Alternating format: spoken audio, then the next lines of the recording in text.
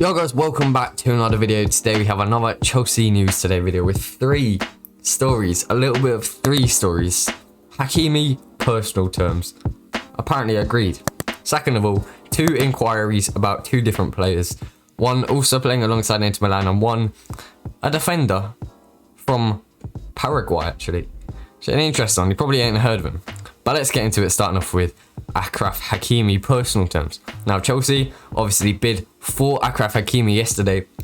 It was reported by Sky Sports that Chelsea matched PSG's 60 million euro bid, which is the equivalent of 56 million pounds. However, Inter Milan are trying to hold out for 70 to 80 million euros or 64 to 69 million pounds. So both clubs are only about 8 million pound off the minimum they're asking for, or about 15 million off the maximum they will be asking for. But Chelsea do have the upper hand, potentially due to the fact that they play with a right wing back, which is his best and most effective position for the Moroccan 22-year-old. But yet again, more reports are emerging saying that Chelsea have the upper hand on PSG once again, now saying that Chelsea have agreed personal terms with the 22-year-old. Now this is according to Football Insider.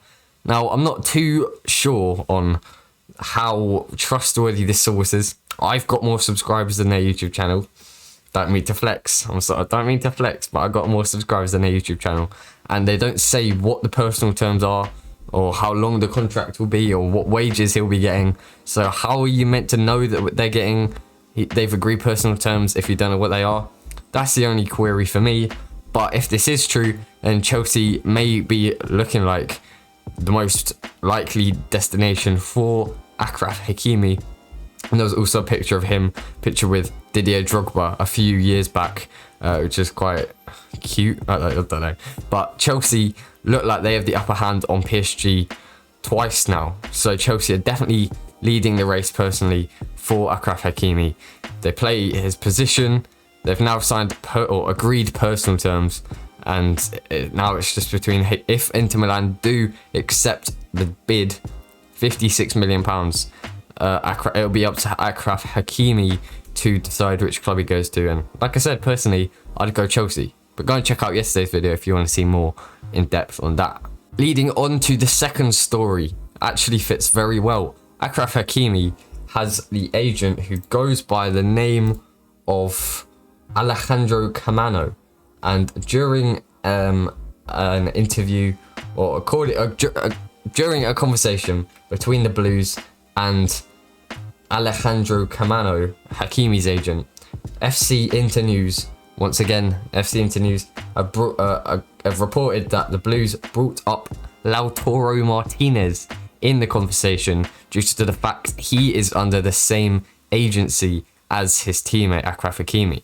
Now, this is just an inquiry, probably asking how much he would cost, what his wages would be, how likely a deal could happen, what his current contract is. So yeah, Chelsea obviously looking to get two birds with one stone. We do need a striker personally. Erling Haaland is our first choice now. Romelu Lukaku's deal looks very unlikely, and Romelu Lukaku would have been above Lautaro Martinez, but looking at this, he's got 48 appearances, 19 goals and 11 assists. That's 30 goal contributions in 48 games, which is decent. Leo Messi has got his approval, and his contract doesn't actually run out till 2023. But yet again, FC Inter News claim that he is rejecting renewing his contract and wants to move somewhere else before that. So if he would either go for free in 2023, or Inter Milan would cash in this summer or next summer. And he is actually only 23 years old, so he's only a couple years older than Haaland. He'd fit in with a young squad at Chelsea. And although he doesn't really fit the bill of Chelsea's striking problem, we need a big, powerful, strong, rapid striker who can finish every chance we create. I don't know if Lautaro Martinez is that guy, and he would not be cheap either. So personally, Lautaro Martinez wouldn't be my first choice. But if we signed him, then I'm not going to be disappointed. But at the moment, it's just an inquiry. Now lastly, according to reports by La Nacion in Paraguay, Chelsea have made an inquiry yet again about Palmeiras centre-back Gustavo GOmez. They claim that sources close to the player have confirmed that Blues have shown interest in the Paraguay international and would like to bring him to Stamford Bridge. Now, I don't know anything about this guy, so we're going to learn together. Obviously, if we don't manage to get Fikayo Tomori permanently, or he'll probably go to AC Milan, it's looking very likely. But then we do have Mark Guehi coming back from loan after a successful loan spell at Swansea City. Now, Gomez joined Palmeiras initially on loan from Milan, I'm guessing that's AC Milan, in 2018, before making it a permanent one a year later. So let's look up Gustavo GOmez. Now, I'm guessing he's a bit of a young... No, he's not young. He's 27. Why are we looking at a 20... He's 28. Why are we looking at a 28-year-old centre-back? Huh? Why are we looking at a 28-year-old centre-back? Okay, so he's 28. He's Paraguayan. 1m85. And is, according to Transfer Market, his transfer value is £5 million. Right, well, that was worth it. I don't want him. Thank you very much. He's not going to get in our first team. He's 28. His contract runs out in 2024. Why are we interested in this guy? I have no idea. I have no clue. Why would we be interested in a 28-year-old centre-back who's priced at about £5 million? Doesn't make sense to me, considering we have Malang Sarr coming back from loan, Ethan Ampadu, Mark Guehi. If we do sign Hakimi, then Reece James will be playing centre-back more often than not. As Piliqueta can play there, we've still got Zuma, Christensen, Rudiger, Thiago Silva.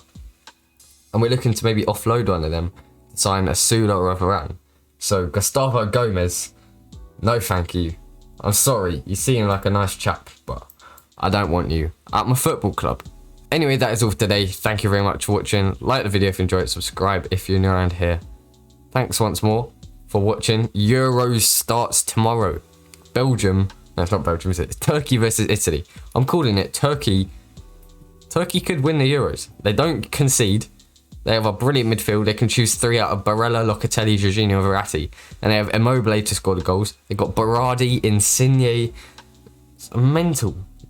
And they got Donnarumma in net. And then Florenzi, Emerson, or Spinazzola. And then they got the experience with Chiellini and Bonucci. So, yeah, they've got a good chance of potentially winning the competition. I don't think Portugal got it. Germany, England, sadly, don't have it in them. I think France probably do have it in them. They are favourites. Belgium, I don't have it in them, personally. So yeah, Italy, watch out Italy. But thanks for watching, and goodbye.